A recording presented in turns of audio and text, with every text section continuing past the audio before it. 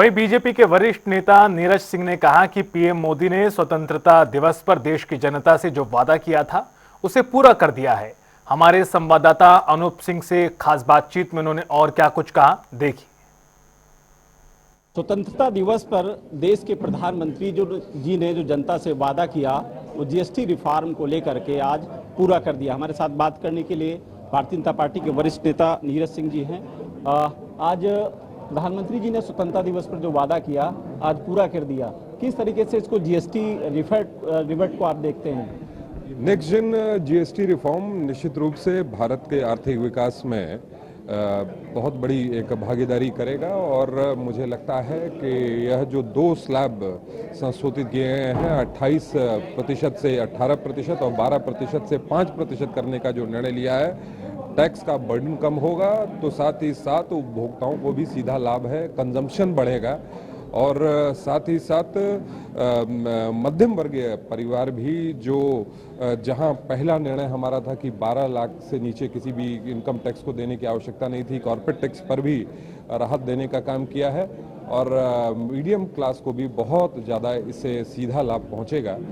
मुझे लगता है कि एक बहुत शुभ अवसर पर नवरात्रि के पहले दिन पर यह निर्णय जनता को सीधा लाभ पहुंचा रहा है। रोजमर्रा की जो चीजें हैं, दूध पर, दही पर, खाने पीने वाली और खासकर जो जिनका उत्पादन देश में हो रहा है उन पर विशेष तौर से छूट रखी गई, यानी मध्यम वर्ग परिवार के लिए। आत्मनिर्भर भारत की निर्माण में के लिए हमारे प्रधानमंत्री प्रतिबद्ध हैं और आपने देखा होगा दूध, दही, सब्जी जो रोजमर्रा की चीजें हैं उस पर भी सीधे लाभ पहुंचा है। स्वास्थ्य बीमा पर छूट मिली है और साथ ही साथ ऑटोमोबाइल इंडस्ट्री जो कई दिनों से मांग कर रही थी उनकी मांग को भी सुनकर एक टैक्स में रिलीफ जो देने का काम किया है।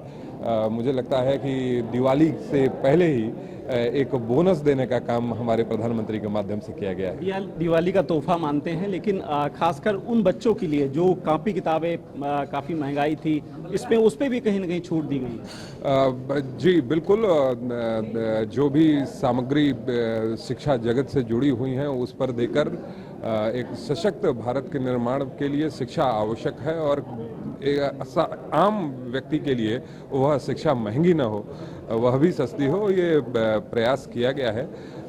हर एक जो आवश्यकताएं एक आम आदमी की है उसको ध्यान में रखकर ही नेक्स्ट जेन जीएसटी रिफॉर्म किया गया। आखिरी सवाल है, इस जीएसटी को लेकर के तमाम विधायक, मंत्री, सांसद, विधायकों की सबकी जिम्मेदारी तय की गई है कि जनता के बीच पे जाएं और जीएसटी के बारे में बताएं कि कितनी सरकार ने उनको जीएसटी कम की गई है, क्या फायदा मिल रहा है कि नहीं मिल रहा है, और फीडबैक लें।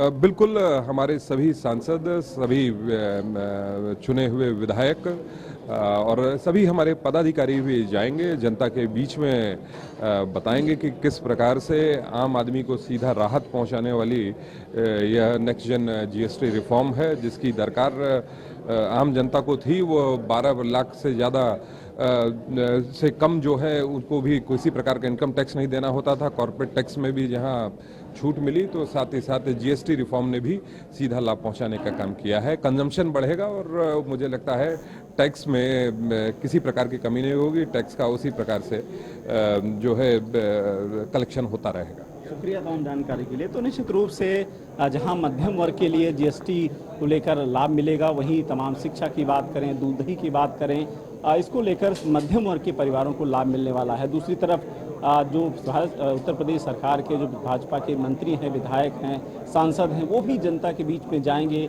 बाज़ारों में जाएंगे और देखेंगे कि इस स्लैब से कितना लोगों को राहत मिल रही है और लोगों का किस तरीके से जीएसटी को लेकर के उनका अनुभव रहा है। कैमरा पर्सन रियाज के साथ अनूप सिंह, जनता टीवी, लखनऊ।